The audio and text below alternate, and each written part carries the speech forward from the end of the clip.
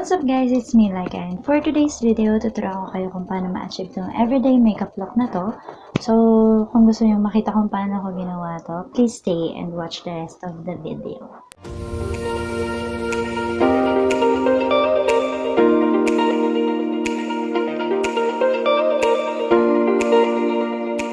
Pwede nyo itong gawin kung papasok kayo sa school or lalabas kayo with your friends.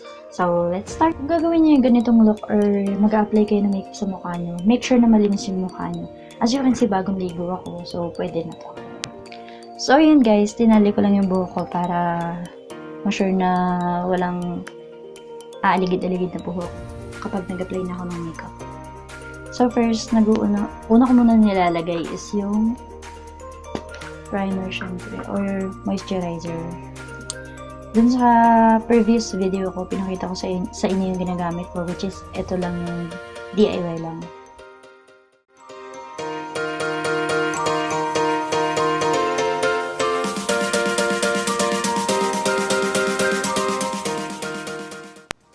And once na dry na, pwede na kayo mag-apply ng foundation.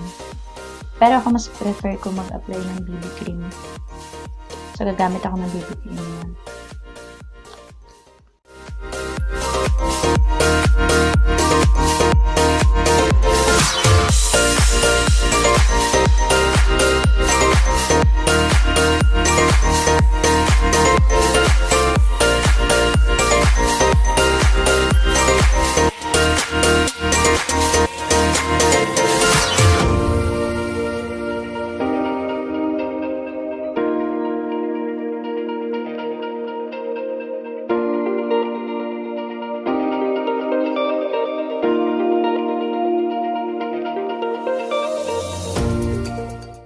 After yung gumamit ng foundation or BB cream, pwede na kayong gumamit ng concealer para sa inyong under eye.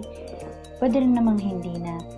Pero since ako is palagi akong puyat, so gagamit ako para magmukha naman akong tao at hindi zombie.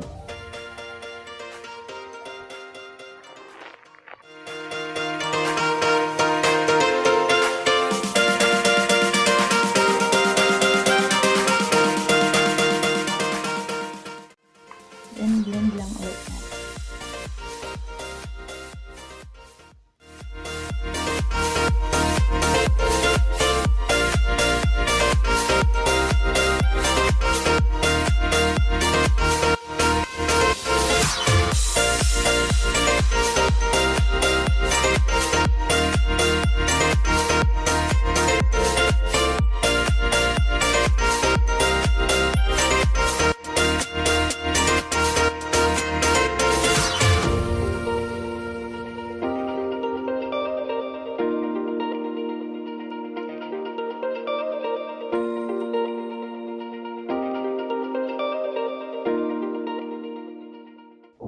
So, gagamit ako ng lip tint as my blush.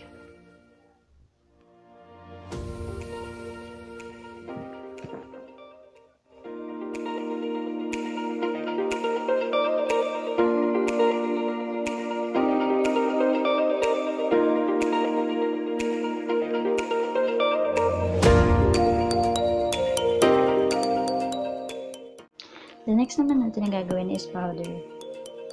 Pwede rin kayong gumamit dito ng mga powder foundation or mga pressed powder.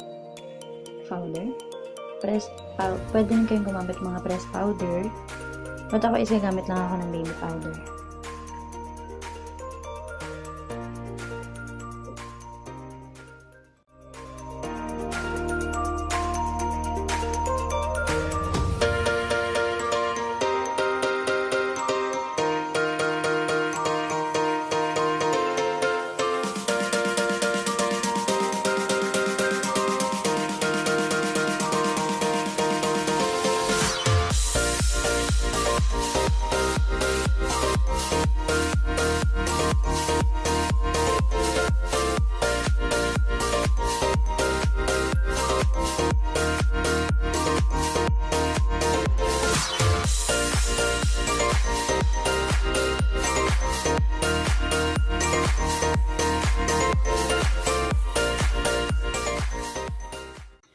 After nung powder is magkikilay na tayo.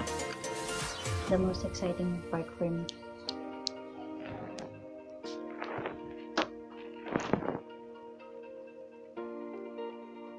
Basain yung mga angle brush para mas pigmented yung inyong gagamitin na pangkilay. Since ako kasi gumagamit ng powder.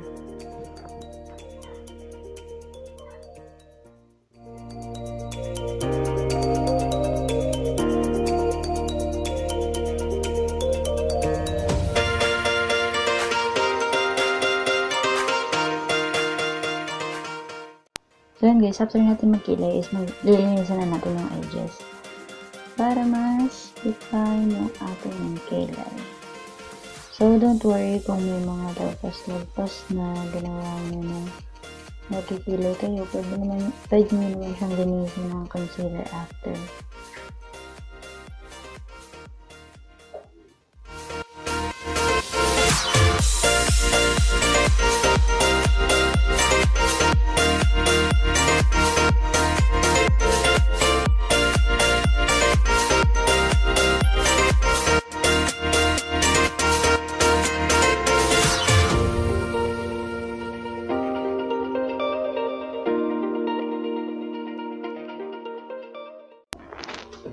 And after nyo mag-apply ng brows, so yan, natapos ko na yung brows. After nyo mag-apply ng brows, pwede rin naman kayong gumamit ng eyeliner. Since ako hindi ako naka-contact lenses ngayon, gagamit ako ng eyeliner.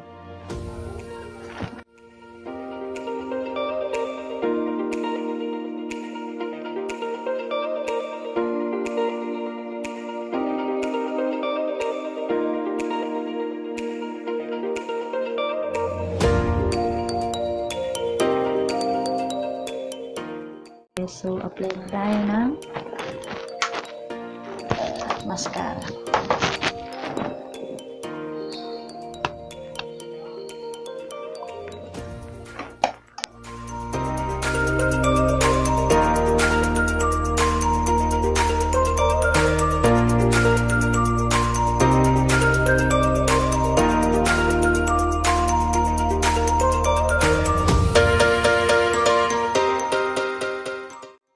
So, after mag-mascara, since hindi ako biniyayaan ng nose, magka-contour lang tayo ng konti.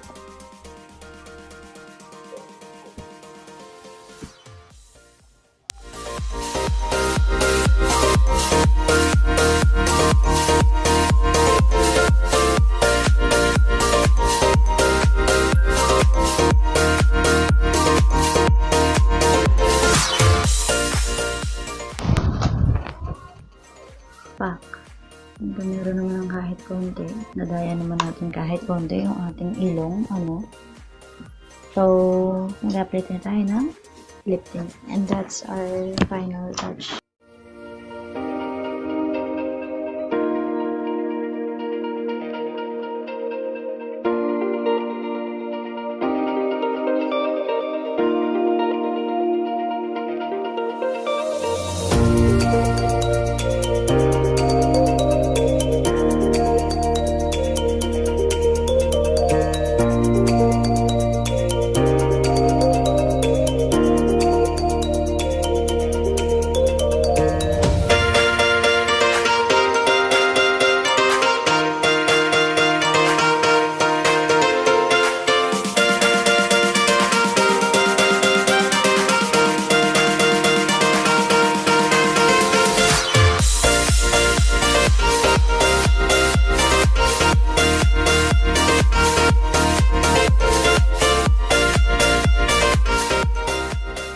Our video. Thank you guys for watching. And kung nagustuhan niyo yung video na to, please give it a thumbs up.